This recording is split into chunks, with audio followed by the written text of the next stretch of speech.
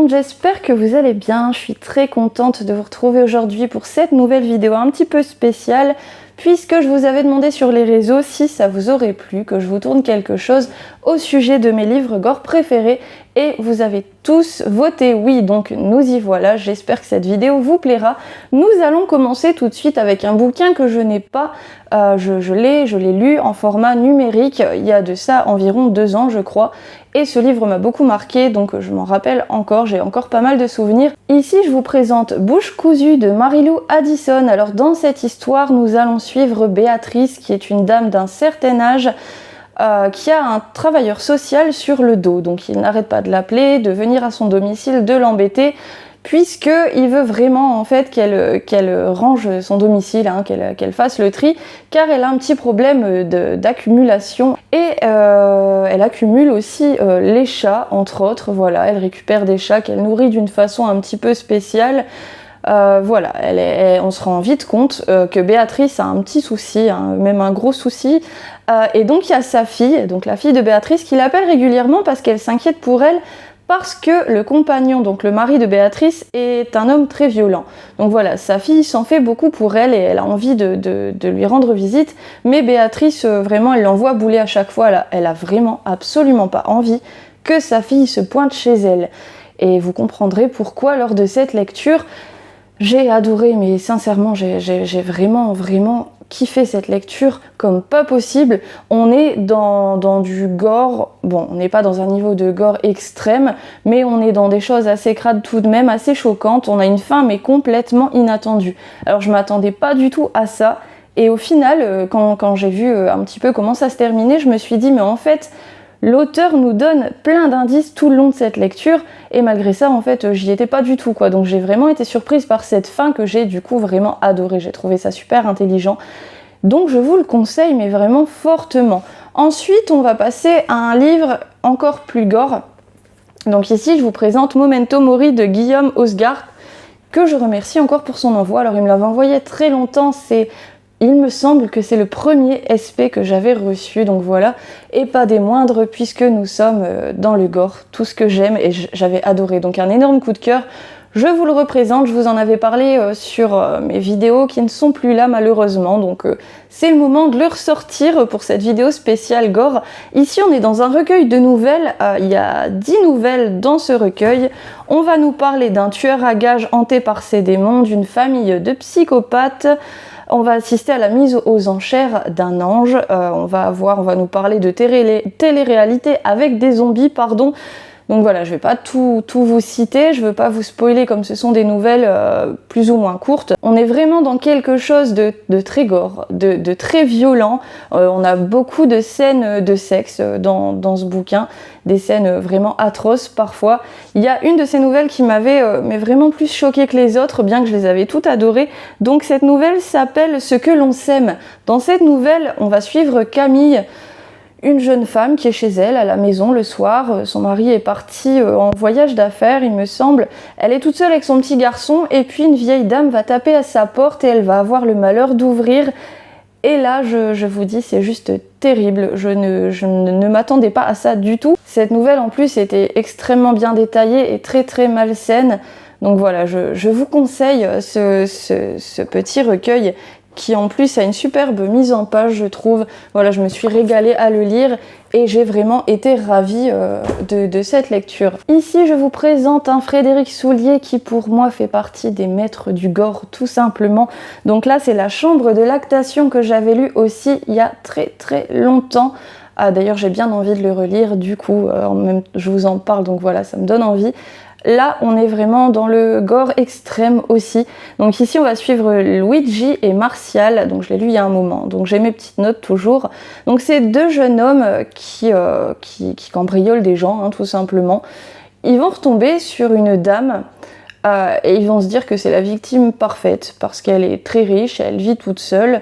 Et donc un soir, ils vont aller pour la cambrioler et ils vont se retrouver un petit peu pris au piège parce qu'ils sont retombés sur une dame mais complètement barge, complètement folle, qui va les séquestrer et leur faire subir mais des choses dont vous ne vous imaginez même pas. Comme je disais dernièrement, l'auteur a une imagination de dingue pour tout ce qui est torture, etc. Et donc vraiment j'ai adoré. C'est un des premiers livres gore vraiment qui m'a été donné de lire. Et donc j'ai adhéré directement. La plume au début peut paraître un petit peu froide, mais je dirais que c'est ce qui qualifie un petit peu l'écriture de Frédéric Soulier. Il va droit au but, il n'y a pas de fioritures, il n'y a pas de détails inutiles. On veut du gore, il nous donne du gore. Et sincèrement, c'est extrêmement bien fait parce que c'est super addictif et il y a des scènes qui vont vous choquer, dont vous allez vous rappeler très longtemps parce que moi je me rappelle en détail de certaines scènes, pourtant je l'ai lu il y a très très longtemps, des scènes qui étaient à deux doigts de me donner la nausée. Donc je vous conseille fortement les bouquins de Frédéric Soulier. Et du coup, je vous en présente un second qui m'a envoyé très récemment et que j'avais déjà chroniqué dans mon update numéro 7, je crois. Si vous voulez plus de détails du coup sur ce livre, je vous conseille d'aller visionner cet update numéro 7. Donc ici c'est Psyché, donc je le remercie encore pour cet envoi, là franchement j'ai été gâtée. Donc là je vous en parle vraiment en gros puisque je l'ai déjà chroniqué avant. Donc ici nous allons suivre Silex qui est un jeune homme youtubeur. Sa grand-mère est décédée, donc il va aller à son domicile pour récupérer des meubles, tout ce qu'il peut trouver un petit peu. Il va retomber sur un miroir, donc une psyché qui va ramener chez lui, et il va vite s'apercevoir que ce miroir a certains pouvoirs. Il peut passer au travers, et au travers de ce miroir, il y a un autre monde, quasiment pareil au sien, mais tout est inversé et les gens, voilà, ils s'adonnent à leurs fantasmes les plus chelous, leur vie, ses fantasmes les plus déviants. En gros, il va voir juste des trucs de dingue, il va se passer plein de choses et nous avons toujours des scènes extrêmement crades et dégueulasses, choquantes aussi, c'est toujours très bien écrit, je l'ai bouffé en vraiment très peu de temps, vraiment impossible de le lâcher. Et voilà, toujours des scènes gore extrêmement dégoûtantes. Donc si vous aimez le gore, vraiment je vous conseille les livres de Frédéric Soulier et j'ai hâte de découvrir d'autres de ses bouquins puisque je n'ai pas encore été déçue. Continuons avec un bouquin de Poppy Z Bright ou Z Bright, je ne sais jamais comment le prononcer. Ici c'est Le corps exquis, celui-ci je l'ai lu aussi il y a très très longtemps mais j'en ai encore des souvenirs vraiment très forts. Donc là on va suivre Andrew qui a été arrêté pour avoir tué 23 jeunes hommes. Andrew est donc un jeune homme homosexuel, nécrophile, cannibale, etc. Et donc voilà, durant tout ce temps passé en prison, il a eu le temps de s'entraîner un petit peu.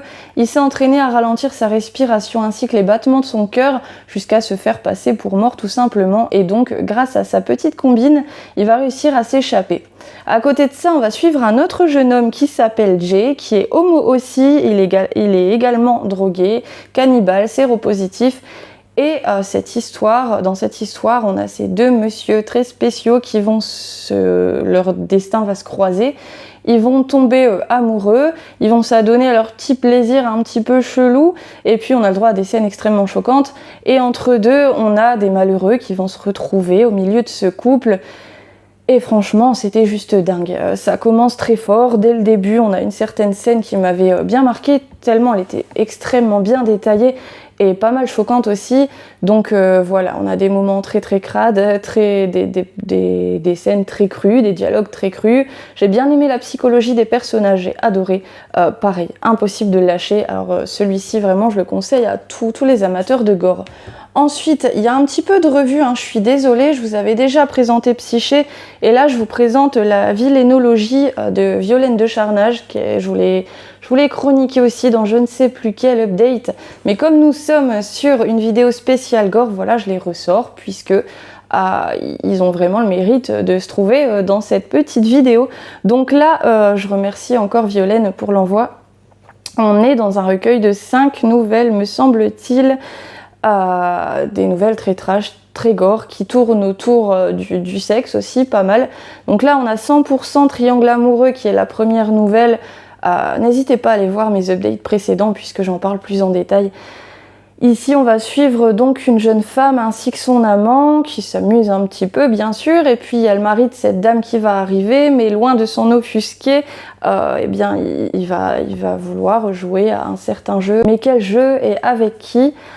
C'était vraiment tout de même, j'étais pas prête du tout en fait, je ne m'attendais pas à ça, j'ai pas été déçue. Dans la seconde nouvelle de ce recueil, nous avons donc Putride Saint-Valentin qui pour moi était clairement Celle qui m'a choquée le plus, donc on va suivre une jeune femme qui paraît très timide. Elle écrit un petit peu dans son journal, elle nous explique qu'elle a rencontré un monsieur, elle est très amoureuse de lui, peut-être trop, et puis elle est pressée puisque ça sera bientôt leur première Saint-Valentin ensemble. Et du coup cette nouvelle m'a vraiment choquée, c'est extrêmement bien détaillé aussi, extrêmement crade.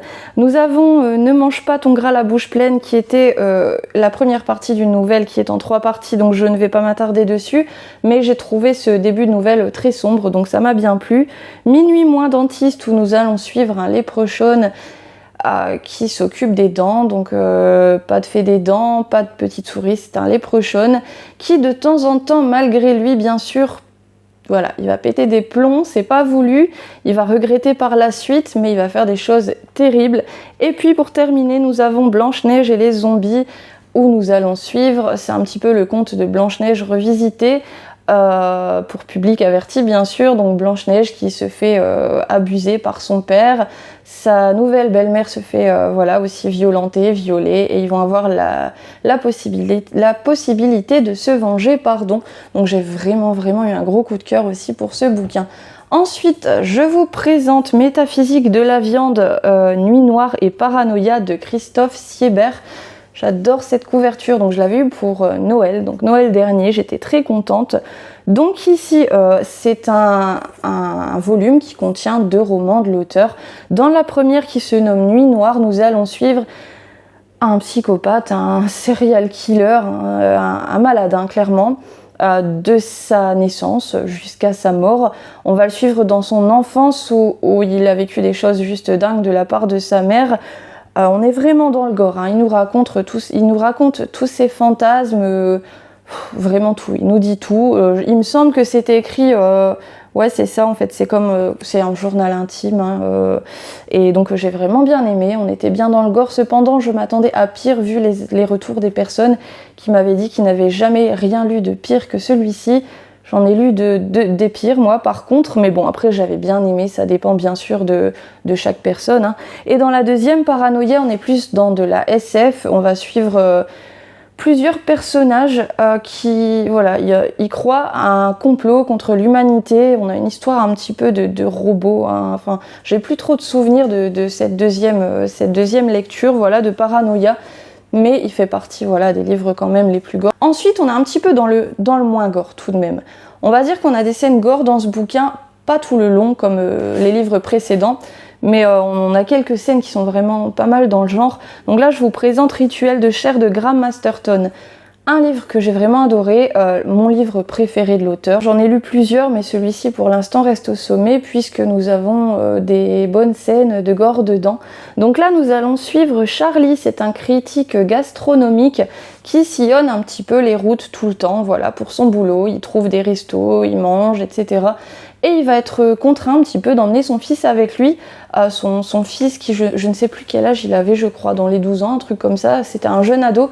Et voilà, il le voit pas très souvent, il est divorcé avec sa femme, avec son ex-femme, donc il n'a pas de très bon rapport avec son garçon, mais bon, puisqu'il le prend pendant un certain temps, il va essayer de renouer un petit peu les liens avec lui. Et puis donc Charlie va entendre parler d'un restaurant français qui ne figure dans aucun guide gastronomique, et il va avoir qu'une envie, c'est d'aller manger là-bas pour voir ce que ça donne. Il va trouver donc ce restaurant que tout le monde va lui déconseiller en ville, hein. Et voilà, il va vouloir rentrer, et en fait ça n'est pas un restaurant comme les autres. Je ne vous en dis pas plus parce que je ne veux pas vous spoiler, mais on est dans le cannibalisme, l'autocannibalisme. On a des scènes vraiment terribles, mais vraiment, il y a une scène de fin qui m'a limite traumatisée. C'est tellement bien écrit en plus qu'on s'imagine les scènes dans notre tête, et c'est très dur, sincèrement, c'est très dur à supporter de ces images, hein, finalement, tout simplement. J'aurais adoré voir ce livre adapté au cinéma. Franchement, ça aurait été vraiment pas mal. On a la plume de Graham Masterton qui est juste magnifique en plus, donc voilà, c'est vraiment un bouquin que je vous conseille fortement.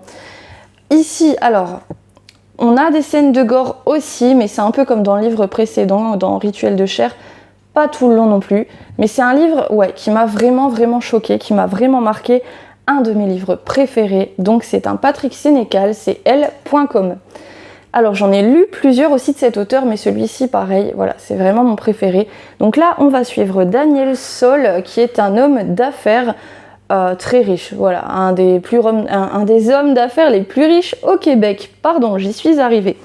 Un jour, il va rencontrer un de ses anciens amis de collège, voilà, il va retomber dessus dans le cadre de son boulot, je crois. Et donc cet ancien ami va lui proposer de faire partie d'un site internet qui permet de faire ce que vous voulez. Donc tout simplement, vous pouvez avoir un ou une esclave sexuelle, vous pouvez torturer des gens, vous pouvez faire des chasses à l'homme, enfin vraiment tout ce que vous voulez, tuer des gens, les torturer, vraiment tout. Bien sûr, c'est interdit par la loi. Donc forcément, c'est très secret, très sélect, il faut vraiment avoir beaucoup d'argent pour participer à tout ça. Donc c'est pas un problème pour notre cher Daniel Sol, qui, par curiosité, va adhérer à ce site, il va en devenir membre. Et au début, il va surtout faire, pas des trucs de fou, quoi, il va faire des trucs un petit peu, des jeux sexuels, avec, voilà, c'est des trucs qui restent tout de même corrects, on va dire. Et puis, peu à peu, il va être un peu entraîné là-dedans, contre lui. Il va avoir du mal à en sortir de cette organisation. Et puis on a son fils, son jeune adolescent, qui a aussi pas mal de problèmes un petit peu avec son père, voilà, ils s'entendent pas très bien, qui va tomber là-dedans. Et donc Daniel va tout faire pour sortir son fils de là, mais ça va être très très compliqué. Voilà, j'en dis pas plus. On a des scènes qui m'ont troublée à l'extrême, vraiment, dont je me souviens parfaitement. Et c'est pour ça aussi que c'est un de mes livres préférés, parce que j'aime être choquée, étonnée et tout ça. Et là, franchement, j'ai tout eu. Pour le coup, on est dans un pavé tout de même, quasi 600 pages, mais impossible de le lâcher aussi. Franchement, c'est un des bouquins de... je vous conseille tous les bouquins de Patrick Sénécal, parce que c'est un auteur que j'adore, mais celui-ci, pour moi, c'est vraiment son meilleur. C'est celui qui m'a vraiment le plus choquée. Donc là, je vous présente Hellraiser de Clive Barker. Donc ici, nous allons suivre Frank, qui a en sa possession la boîte de Le Marchand. Donc vous voyez, c'est ce petit cube-là. C'est un genre de casse-tête, et si vous réussissez à l'ouvrir, vous allez faire venir les Cénobites, qui sont des êtres venant d'une autre dimension, un petit peu d'un autre monde, et qui peuvent donner un extrême plaisir à la personne qui a ouvert cette boîte, un plaisir jamais connu, vraiment quelque chose de fou. Et donc Frank a trouvé cette boîte pour ça, il réussit à l'ouvrir, les Cénobites arrivent, lui font connaître ce qu'il avait envie de connaître, mais voilà, ça va se terminer, il va mourir tout simplement, Frank. Et alors, dans la continuité de l'histoire, on suit son frère, le frère de Frank, qui s'appelle Rory, ainsi que sa belle-sœur Julia. Ils vont emménager dans la maison de la grand-mère de Rory, donc la grand-mère aussi de Frank, et à savoir que Frank est décédé dans une des chambres à l'étage de cette maison, mais eux, ils ne le savent pas, puisque Frank, voilà, il est un petit peu... il voyage un peu partout, il donne pas trop de nouvelles, ils s'inquiètent pas, quoi, ils savent pas qui est mort. Donc ils vont emménager là tous les deux. Et puis Julia va se sentir attirée par une pièce à l'étage, donc la fameuse pièce où Frank est décédé. Donc Julia va aller dans cette fameuse chambre, et puis il y a une scène où on a Rory qui la rejoint. Il s'est coupé à la main, et donc il y a une goutte de sang qui va tomber sur le plancher, et grâce à cette goutte de sang, on a Frank qui va revenir à la vie sous forme extrêmement bizarre.